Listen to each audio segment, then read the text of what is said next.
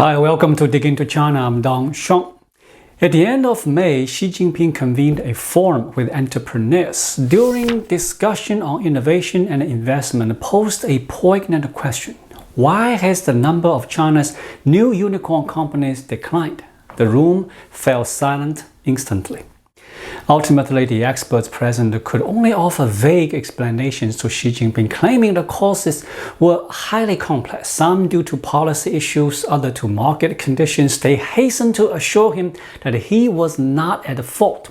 Xi Jinping remains ever great, glorious, and infallible. I have to admire those in the room who managed to suppress their laughter. After all, isn't this farce just Xi Jinping himself? He ended up posing the question to himself. One wonders whether Xi Jinping is genuinely naive or deliberately asked to see if anyone would dare contradict his supreme authority. This absurd entrepreneurs forum has been interpreted by many as a signal that China is shifting to the right, that Xi Jinping is planning to loosen control and the economy is set to return to a market-oriented path. And what is the basis for such interpretations? It's simply that Xi Jinping invited Zhou Qiren, an economist who advocates marketization, to the meeting. How naive! As long as Xi Jinping is considered forever great, glorious, and infallible, this backward course cannot be halted. He will only press on the accelerator until it inevitably ends in catastrophe. In this episode, let's discuss the Entrepreneurs Forum where Xi Jinping delivered his memorable remarks. Since Xi Jinping fully consolidated his power, the premier has been effectively sidelined, with Xi Jinping personally taking the lead on many economic matters, including the Entrepreneurs Forum we are discussing today. Traditionally, these forums were convened by the premier of the State Council, who would invite independent economists and private business owners to provide advice on economic policies. This approach is undoubtedly beneficial, as managing the economy effectively requires being in touch with the grassroots and hearing genuine voices from the people. Only by doing so can accurate and effective policies be formulated to address real issues. However, since Xi Jinping began personally overseeing everything and took over the duties of the premier, these forums have changed in nature, including this year. Xi Jinping has convened a total of 4 entrepreneurs forums, each one driven by major economic challenges. In 2018, Xi Jinping chaired his first Entrepreneurs Forum personally in response to the trade war initiated by then US President Trump against China, seeking urgent counsel. In 2022, Xi Jinping convened 2 consecutive Entrepreneurs Forums due to the pandemic and accompanying domestic and international challenges, once again seeking expert consultation in times of urgency. However, let's revisit Xi Jinping's previous consultations with experts. Have they been effective? Quite disappointing, wouldn't you agree? Look at who Xi Jinping turned to in those first 3 consultations. Justin Fu Lin was at the forefront. I seriously suspect Lin might be a troublemaker sent from Taiwan specifically to create havoc and problems for Xi Jinping. His most infamous claim is that China's economy will surpass the United States by 2025. Despite being consistently proven wrong, he continues to chant every year about China surpassing the US. So what valuable advice can this individual possibly offer Xi Jinping for governing the country? Apart from Justin Fu Lin, the next figure is Cai Fang, another provocative voice. Cai is best known for suggesting that stimulating consumption is straightforward. Simply urbanize all of China's rural residents by granting them urban residency, and they will start spending. He argues that migrant workers have the financial capacity to consume, their desires are merely suppressed. This sheds light on why Xi Jinping has been emphasizing consumption stimulation in recent years. It appears he subscribes to Cai Fang's belief that Chinese people possess spending power but lack the opportunity to express it. Hence, encouraging consumption is seen as a solution.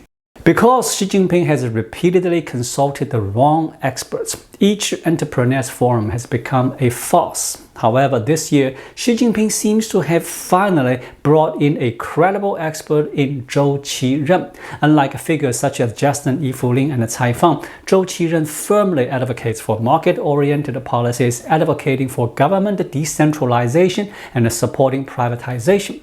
But does Zhou Qiren's involvement signify Xi Jinping's intention to return to a market economy approach? If anyone thinks so, they are truly naive. Following the forum, NetEase released an article titled "The Signal Behind Zhou Qiren's Return as a Senior Participant." It suggested that Zhou Qiren's re-emergence signals a revival of his pro-privatizing stance within the higher echelons. Surprisingly, this article was swiftly removed from all online platforms. If Xi Jinping truly intends to steer towards market-oriented economics again, why wouldn't he tolerate such a mildly worded report? Secondly, while Zhou Qiren is a proponent of free market economics, he has maintained a remarkably low profile during Xi Jinping's more than a decade in power, refraining from making significant new statements or proposals. Our impression of him as a free market advocate largely comes from his remarks during the Hu Jintao and Wen Jiabao era. In contrast, Professor Zhang Weiying from Peking University, who also supports market reforms, has been notably more outspoken and sharp in recent years. He holds a higher reputation and has even engaged in direct debates, notably challenging Justin Yifuling. Therefore, if Xi Jinping truly sought genuine advice and aimed to revisit market-oriented economic policies, it would have been more logical to invite Zhang Weiying, who commands greater respect and offers more comprehensive and nuanced policy insights in recent times. So, why avoid inviting Zhang Weiying? I suspect the main reason is that deep down Xi Jinping still harbors reservations about fully embracing market economies. He sees Zhou Qiren as relatively moderate within the free market circle, less confrontational compared to Zhang Weiying. Inviting Zhou Qiren might be intended to signal some reform intentions to the outside world, but it's likely more symbolic than substantive. Zhou Qiren has maintained a low profile over the past decade and is unlikely to express opinions at such meetings that could clash with Xi Jinping's preferences. Given Xi Jinping's well-known temperament, few are willing to risk offending him without careful consideration. Now let's revisit the striking question Xi Jinping posed at the forum. Why is the number of new unicorn companies in China decreasing? This question may not be surprising given Xi Jinping's educational background akin to that of an elementary school graduate with a PhD. However, what stands out is how this question made its way into the official report, which typically celebrates Xi Jinping. This is a classic case of sophisticated mockery. Why do I say this? Look at why Xi Jinping is currently the subject of global ridicule. Usually, guests invited to such forums are there to provide advice and strategic insights to Xi Jinping. Thus, Xi Jinping's responses at these forums speak volumes about his leadership prowess. For example, as someone relatively new to economic matters, Xi Jinping tends to ask questions that reveals his lack of expertise when listening to others speak. Questions like why the number of new unicorn companies in China is decreasing fit this description.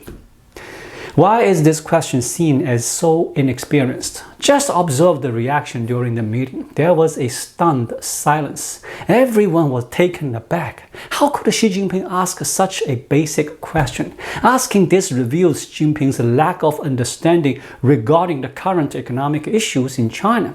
It also suggests he doesn't perceive his action as aversing market-oriented reform. In essence, it reflects a confused state of mind. While others were discussing strategies to foster innovation and stimulate private investment, they assumed Xi Jinping was aware of the current shortcomings in domestic innovation and private investment. Based on this assumption, they offered their suggestions. Then he responded with, "Why is the number of our unicorn companies not increasing? I didn't realize our innovation was lacking and investment was weak." So you see, when people aren't on the same level of understanding, effective communication becomes impossible. It's like trying to tutor a middle school student only to find that they haven't mastered elementary concepts. There is no way to move forward. That's why Xi Jinping's question was met with such ridicule. No one expected his understanding of China's economy to be so rudimentary. Additionally, Xi Jinping is oblivious to the fact that he is the primary cause of these problems. So, what kind of questions would a knowledgeable leader ask at such forums? Typically, they would focus on practical implementation. For example, if the discussion is about fostering innovation by creating a national fund or investing in specific projects, a competent leader would ask about the expected return on investment, how much private investment it could attract, whether there is a detailed budget plan, the potential maximum loss if the project fails, and the availability of skilled professionals to manage the project. These questions help ensure that the proposals are not just grandiose ideas without concrete, actionable plans. Economic work is all about being practical. Empty rhetoric is useless. Consider how Xi Jinping has been misled by experts like Justin Yifu-Lin and Cai Feng. These experts surround Xi Jinping and primarily offer emotional support, much like having a pet. They only tell Xi Jinping what he wants to hear, blaming others for China's economic problems to preserve his image of greatness and infallibility. As a result, they look for solutions by shifting blame, ultimately wasting resources and time and exacerbating the economic issues. In summary, first, Xi Jinping is completely unaware that he is reversing market-oriented economic reforms. His series of misguided economic decisions are the primary reason for China's current economic woes. Without his self-reflection, there is no hope for China's economy. Second, Xi Jinping fundamentally rejects market-oriented experts who dare to speak the truth and offer tough criticism. He does not believe in market economics and is a staunch advocate for a planned economy because he cannot relinquish control. Maintaining absolute authority is always his top priority. For Xi Jinping, economic development can only happen if it doesn't undermine his power, making this an unsolvable dilemma. Thirdly, Xi Jinping's personal flaws include his need for face-saving and his tendency to pretend knowledge. Therefore, Xi Jinping will never willingly learn or seek advice. Those around him are extremely cautious, fearing Xi Jinping might misunderstand any statement and feel mocked for his lack of education, which could lead to retaliation. Over time, the only people who can speak freely around Xi Jinping are either equally lacking in education or skilled flatterers who make Xi Jinping feel extremely comfortable. In such a setting, expecting Xi Jinping to acknowledge his own shortcomings and steer governance back on course is unrealistic. Therefore, the notion of a rightward shift is improbable. A dictator is invariably portrayed as great, glorious, and infallible, immune to error, steadfastly following one path without any prospect of moral awakening. Thank you for watching. Please like, leave a comment, and subscribe to my channel. Just click the subscribe button right here. I'll see you again shortly. Until then, be well.